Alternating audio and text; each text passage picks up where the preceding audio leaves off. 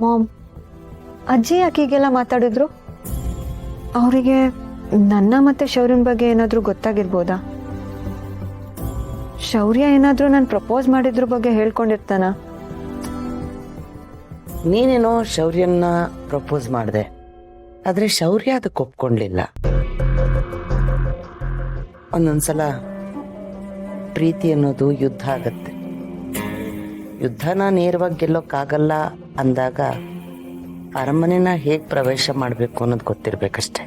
ಆದ್ರೆ ನನ್ಗೆ ಅರ್ಥ ಆಗಲಿಲ್ಲ ಮಾಮ್.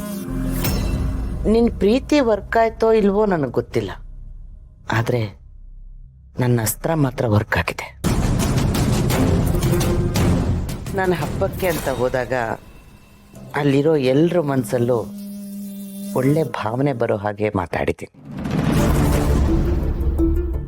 ನೀನೇ ಆ ಮನೆಗೆ ಸೊಸೆಯಾಗಿ ಹೋಗಬೇಕು ಅನ್ನೋ ಯೋಚನೆನ ಎಲ್ಲರ ತಲೆನೂ ತುಂಬಿದ್ದೀನಿ. ಅಂದ್ರೆ ಅಮ್ಮ ನಿನ್ನನ್ನು ಹೇಗೆ ಮಾತಾಡ್ಸಿದ್ಲು ಅಂತ ನೀನು ನೋಡಿದೆ ಅಲ್ವಾ? ನಿನ್ನನ್ನು ಆ ಮನೆ ಸೊಸೆ ಅಂತ ಕರೆದ್ಲು.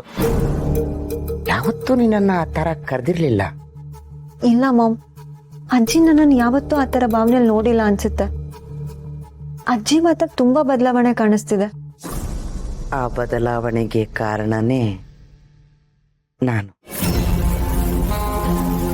ಮಗಳ ಪ್ರೀತಿ ಬೇಕು ಅಂದರೆ ಮೊಮ್ಮಗಳನ್ನು ಸೊಸೆಯಾಗಿ ಮಾಡ್ಕೋಬೇಕು ಅಂತ ನಾನೇ ಅವರನ್ನು ಕೇಳಿದೆ. ಯೋಚನೆ ಮಾಡ್ಬೇಡ, ನೀನು ಆ ಮನೆಗೆ ಸೊಸೆಯಾಗಿ ಹೋಗೋಳು. ಶೌರ್ಯ ನಿಂಗೆ ಬರೀ ಫ್ರೆಂಡ್ ಅಲ್ಲ, ನಿನ್ನ ಕೈ ಹಿಡಿದು ಆ ಮನೆಗೆ ಬಲಗಾಲಿಟ್ಟು ಒಳಗೆ ಹೋಗ್ತೀಯ. ನಿಜ ಹೇಳ್ತಿದ್ಯಾ ಮಾಮ್? ನಿನ್ ಮಾತೆಲ್ಲ ನಿಜ ಆಗತ್ತಾ? ಖಂಡಿತ ಆಗತ್ತೆ.